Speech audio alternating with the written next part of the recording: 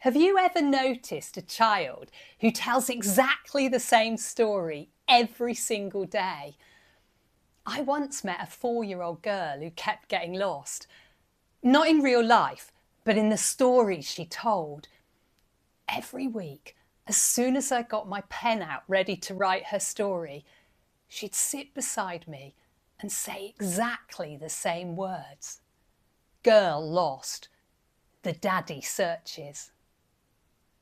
My name's Trisha Lee, and for over 20 years I've been helping children tell their stories and act them out.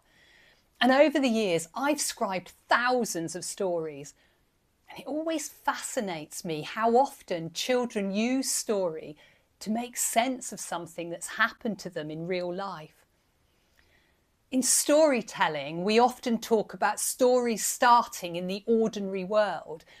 Harry Potter in his cupboard, or the Hobbit in his hobbit hole. And for many children, it's the same. Their stories start in the ordinary world, their ordinary world, and the experiences that they've had there. For Michelle, it was about getting lost over and over again. Each week, the location would change. Sometimes the girl got lost in a shop. Sometimes she was in the deep, dark woods. Other times she was in a street. But the structure always stayed the same. Girl lost. The daddy searches. And to someone glancing at Michelle's stories on paper, they might think that they were simple, repetitive, limited. But to Michelle, these stories were essential. And when we acted them out, she always took the role of the dad, and she'd step onto the stage and start moving her head frantically from left to right and up and down. And she was looking around all over the place.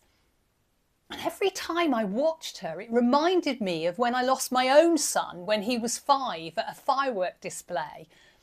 And the moment I realised he was gone, I remember looking around desperately from side to side and up and down.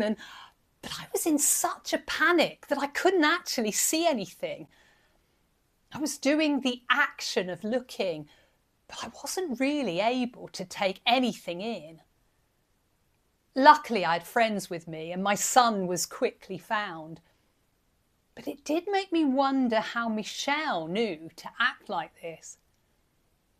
So we asked her parents, and it turns out her dad really had lost her in the supermarket for about half an hour. And he told her afterwards that he was so scared that he couldn't look properly, and that he was searching and couldn't find her, and that he never wanted to have to search for her again. And that was the action she was repeating, the frantic looking around. She wanted to know what it felt like from her dad's point of view. She wanted to feel his fear, and then his relief at finding her again. And of course, that's why Michelle never wanted to play the lost girl. Oh no, she knew that role. She'd already been there. Because Michelle wasn't just remembering, she was revisiting being lost from a place where she was safe and from a role that wasn't hers. But stories aren't just for processing the past. Sometimes they're about building a future that doesn't exist yet. Take Jaden, for example. When I met him, he was 5 years old and he desperately wanted a dog. He lived with his mum in a rented flat and dogs weren't allowed. Poor Jaden. He talked about dogs all the time. It was the first question he'd ask anyone who visited his classroom. Have you got a dog? And if you had, he wanted to know everything about it. What's its name? What does it eat? Does it sleep on your bed? So whenever Jaden told a story, he always visited a pet shop. And in the shop, there was a dog that couldn't get out because no one was going to buy it. And the boy in the shop would turn to his mum and say, "That dog's quite cheap. We should buy it for all time." And of course the story mum said yes. And then Jaden's face would light up and he'd wrap his arms around the child playing the dog and hold them tight, as if just for a moment it was real. And I think that's why this story mattered so much, because it gave Jaden somewhere to go with his longing.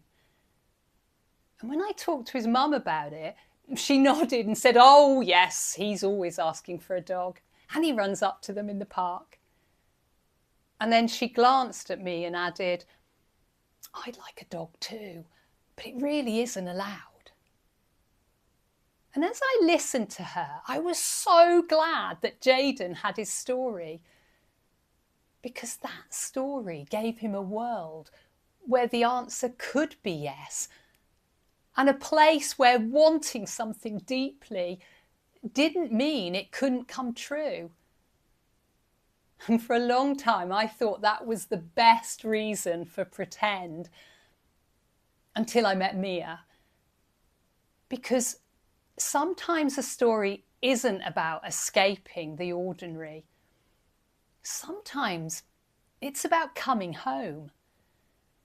Mia had leukemia. She'd been in hospital for weeks.